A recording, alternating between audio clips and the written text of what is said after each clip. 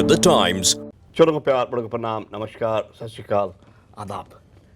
Today, what a wonderful, beautiful sunny day in Sydney, and I'm sitting with high hopes. Absolutely right. Asha, the founder of Asha, Dr. Kiran Martin. Kiranji, welcome to Sydney. Thank you so much. It's a real pleasure to be here. Lovely, lovely. It's absolutely a privilege to be talking to you. Dr. Kiran Martin, an Indian pediatrician, social worker, founder of Asha, an NGO that's working towards the health and community development. What I gather is, I think around 50 slum colonies in and around Delhi, a reported number of around 400,000 slum dwellers. Is that right? Well, actually, we are a lot more than that. Acha, acha. So So we are probably now- 50 could be an old data. Sure. It's an old, yes. I mean, we're working among about 100 colonies. That is an are achievement. spread That is an all achievement. over the city, and we're looking after about 1 million slum residents. Wonderful, wonderful. So I correct myself, it is 100 slums and around 1 million people there. Lovely. Yeah, it's actually a quarter of the million of the total slum population of the city. You know, Right. so we have about 16 million people approximately living in Delhi, and we have 4 million of them live in shanty colonies. And as an organization that I started in the year 1988, now That's this is right. our 31st year, and I'm looking after 1 million of those 4 million. You know, a salute to people like you. I think we need more Ashas in India. Now, Asha India is a success story. What you wanted to achieve with the hard work, you have reached to a level where you say, yep, I'm satisfied. What brings you to Australia? Well, I'm not quite satisfied. Right. I have a very big vision. I would like to reach out to every slum in the city. Ji. My work in the area of healthcare, financial inclusion, women's empowerment, infrastructure development, and now higher education is very exciting to me. Huh. So, you know, sending a slum child to Delhi University is something that at least I didn't think I would be able to do in my lifetime. Because the jump is so huge, you know, from a child playing about in the dirty drains and not even get the opportunity to go to primary school, crossing all those barriers, living in a 50 square foot hut, and then being able to study hard enough to get the grades to get into Delhi University. That's an amazing feat for these kids.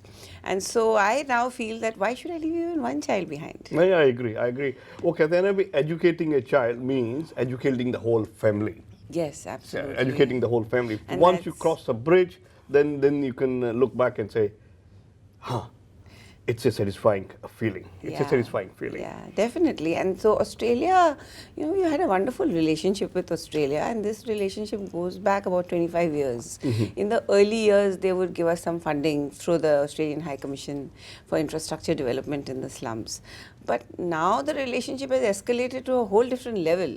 So we've had interns, you know, we have a summer program where our Delhi University students from the slums get a chance to intern at the Australian High Commission, at various other high commissions. And this whole program was started when Peter Verghese was the Oh, yes. High I remember Commissioner. those days. Yeah. I remember those days. Yes. So he was the one along with me. We together and we conceived of this program with the help of other diplomats at the High Commission, and it's taken off because we started it in 2012, and now we have about 70 companies and diplomatic missions.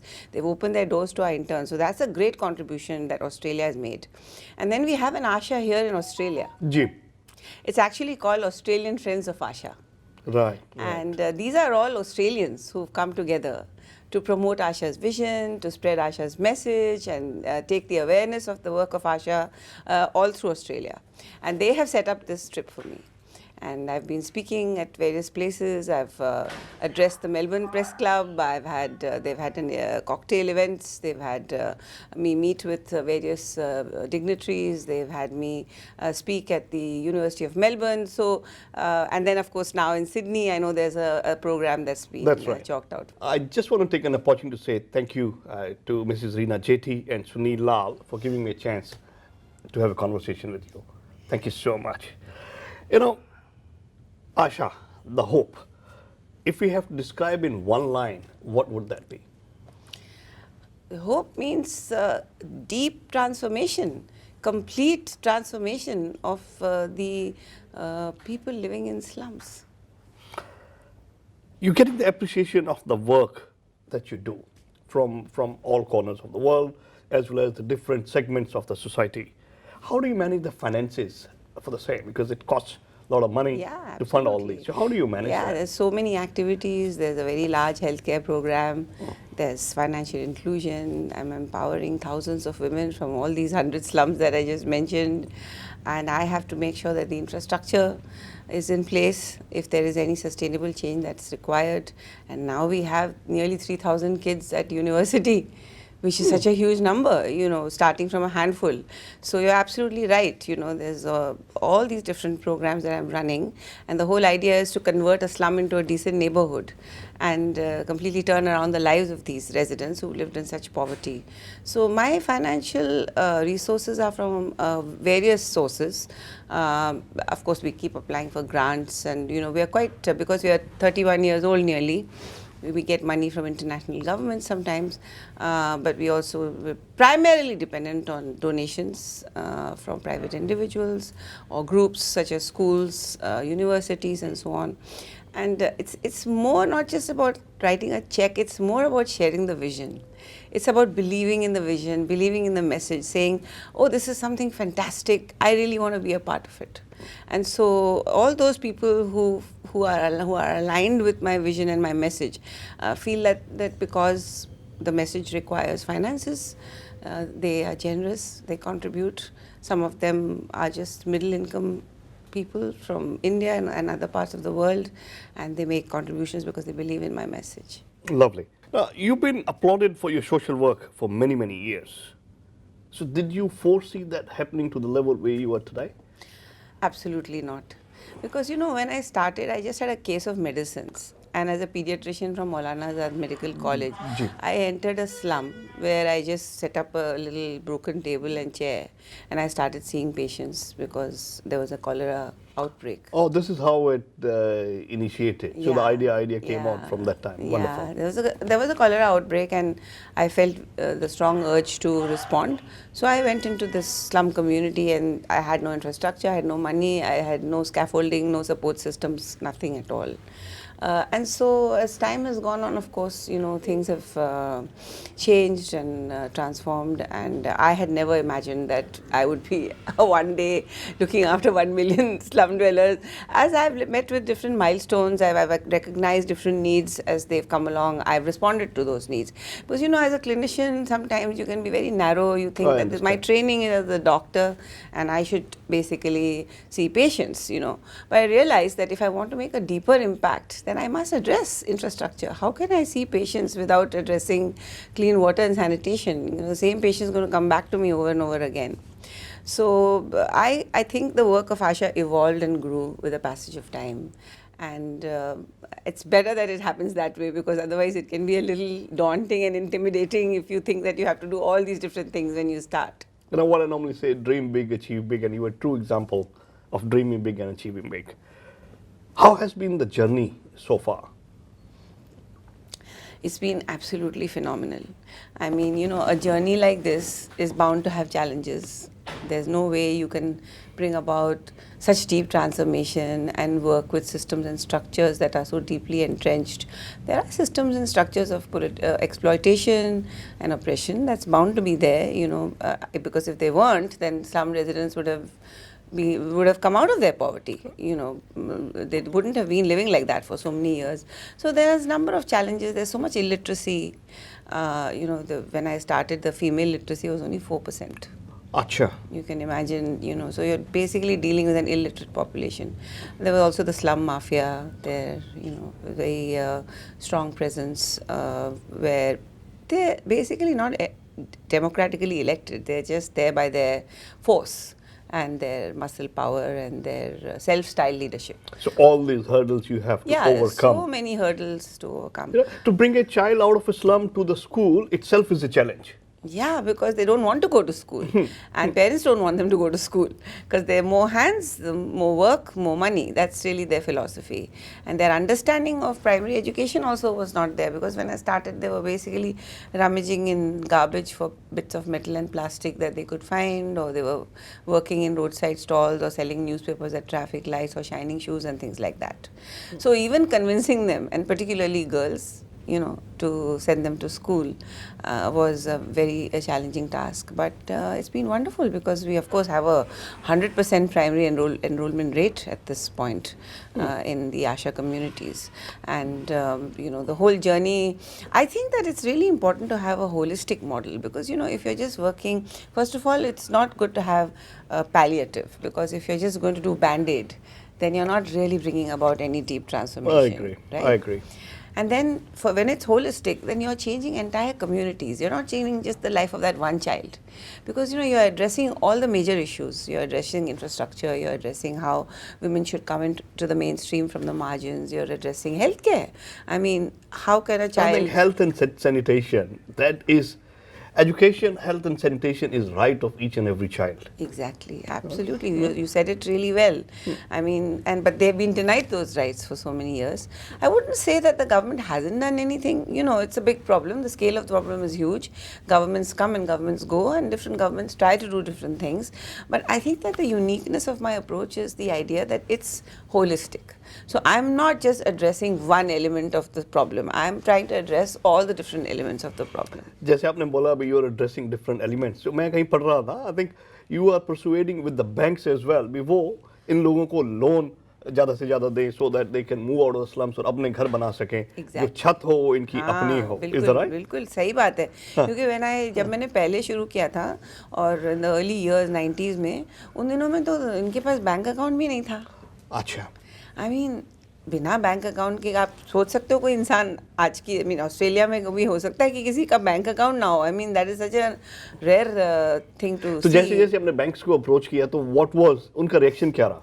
शुरू में तो उनको ये belief नहीं हुआ कि कोई गरीब somebody from a slum can actually operate in a bank. So I call them financially excluded. They were financially excluded. They were also financially illiterate, because they would keep their money at home basically under a mattress and all.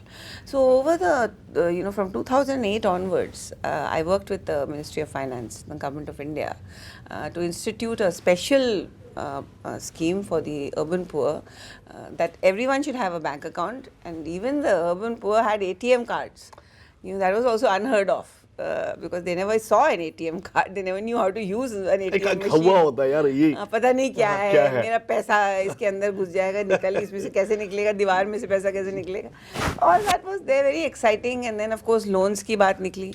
Then they have no collaterals because they're living in a slum.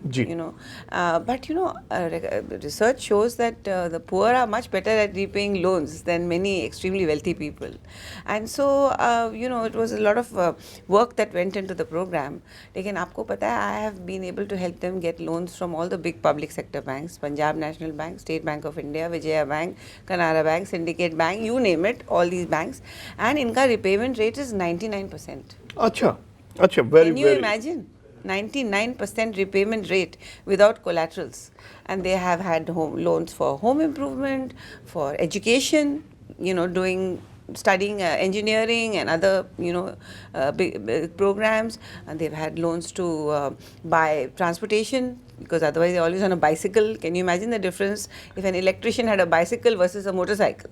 How different his life would look. So there's a whole range of reasons for which they've been able to have a very good inroads into the financial systems of our country, into the banking systems of our country. Look, अभी तो मैंने बात की आशा foundation की, but अगर मैं लेके चलूँ, the brain behind Asha society, Asha India we talk about, Dr. Kiran Martin, taking her back to the childhood lane. What is the memory you want to live by? Anything that you want to relive once again of the childhood memory? Oh. क्योंकि doctor रही हैं तो शरारती तो थी नहीं, पढ़ने लिखने वाली. नहीं, मुझे म्यूजिक का बहुत शौक है. अच्छा. तो हम बॉम्बे में रहते थे शुरू में, मैं वहीं पैदा हुई थी. तो शुरू के 11 साल मेरे वहीं निकले. उसके बाद में मैं दिल्ली आई बाद में. तो मेरे पिताजी जो हैं वो हमें उन दिनों में वो बॉम्बे में ईरानी रेस्टोरेंट्स होती थी, Oh, yes, yes, yes, yes. हाँ जी, हाँ जी। यू जस्ट पुट अप 25 पैसे का कॉइन एंड आपके बिल्कुल। पसंद का गाना बज जाता था। बिल्कुल, बिल्कुल, बिल्कुल। तो मुझे वो गाना बड़ा पसंद था, समवेयर माय लव, जो डॉक्टर जिवागो की थीम है। तो मेरे पापा जब भी मुझे तो कभी ले कभी जाते थे, गुनगुना लेती हैं?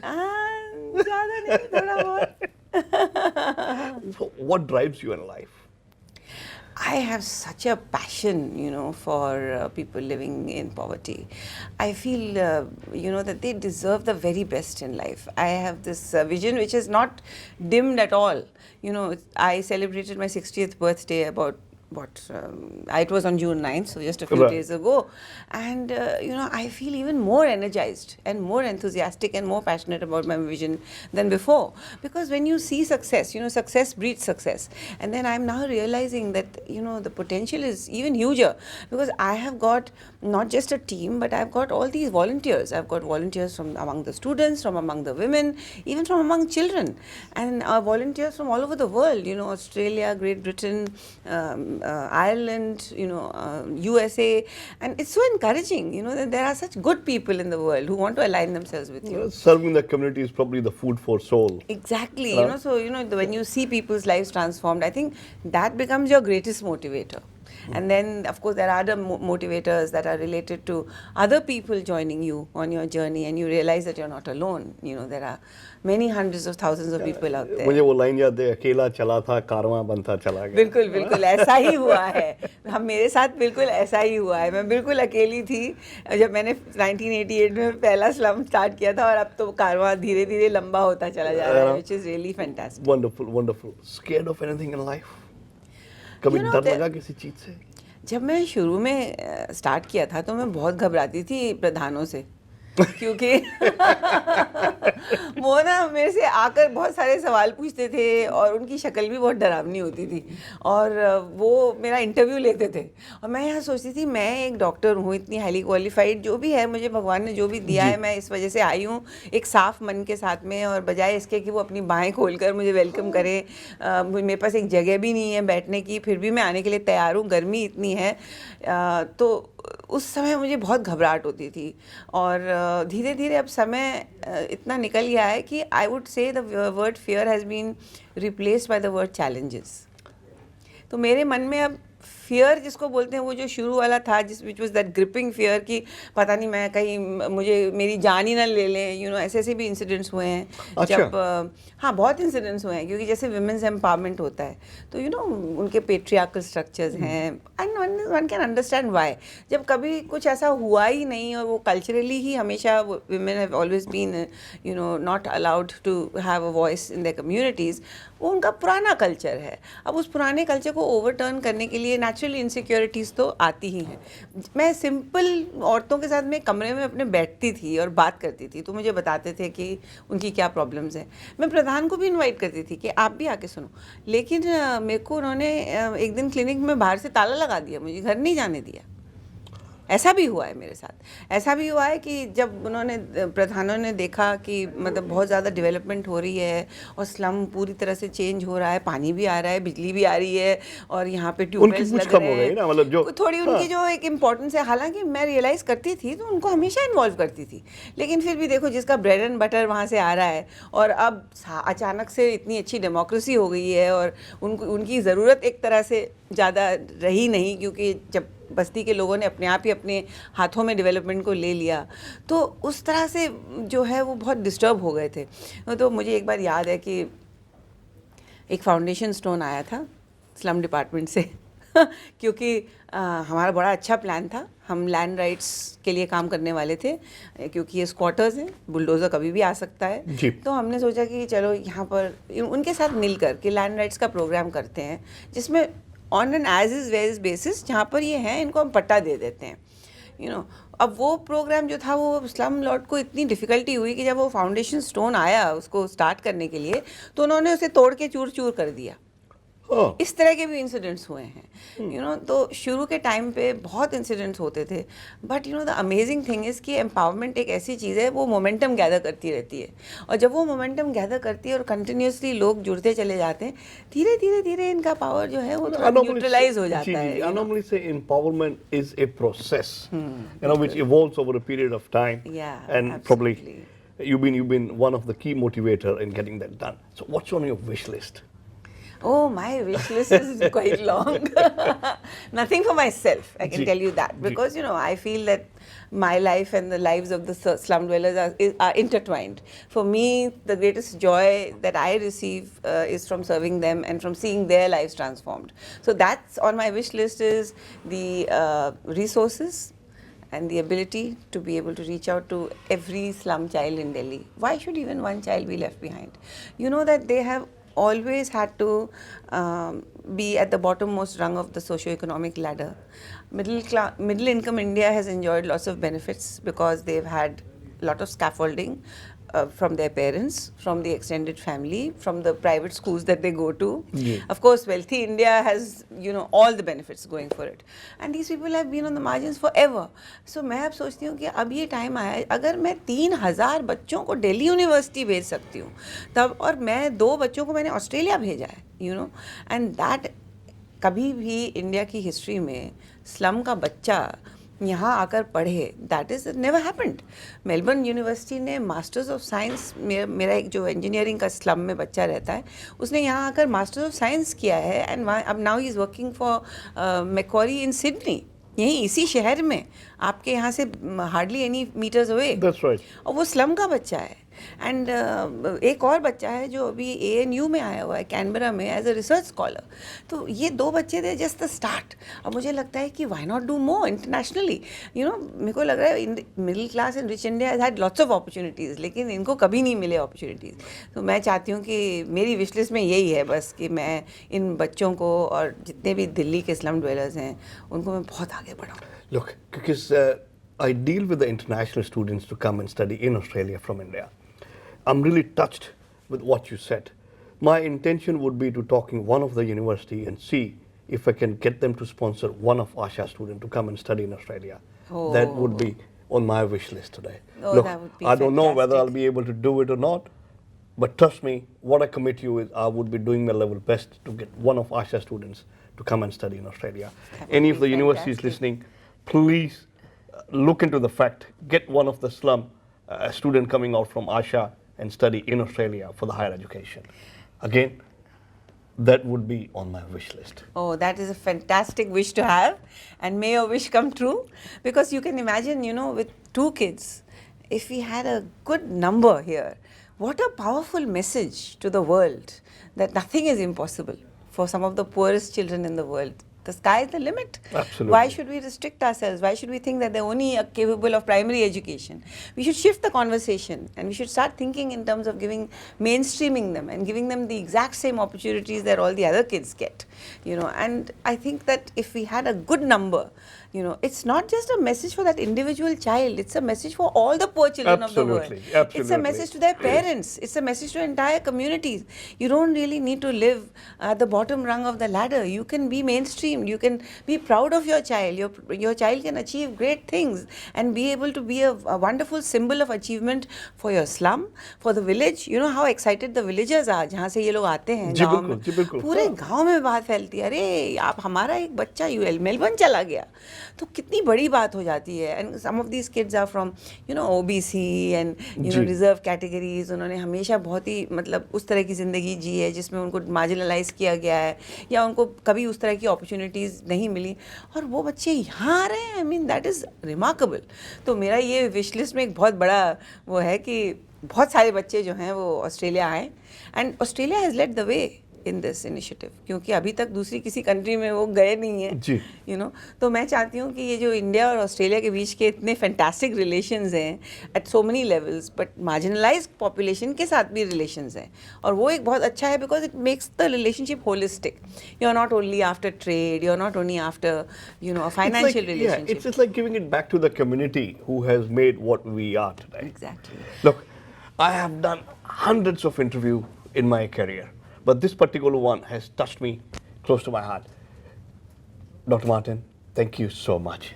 Thank you for this opportunity to be able to be with you today. You know, on behalf of Fiji Times and Friends World TV, Varun Tiwari के साथ आज मैंने की डॉक्टर किरण मार्टिन के साथ बातचीत और मैं आपका Navneet. Kiran ji, once again, thank you so much. Thank you very much. Dream big, achieve big. Gemco Sydney. Any course, any uni. www.gemcoaustralia.com.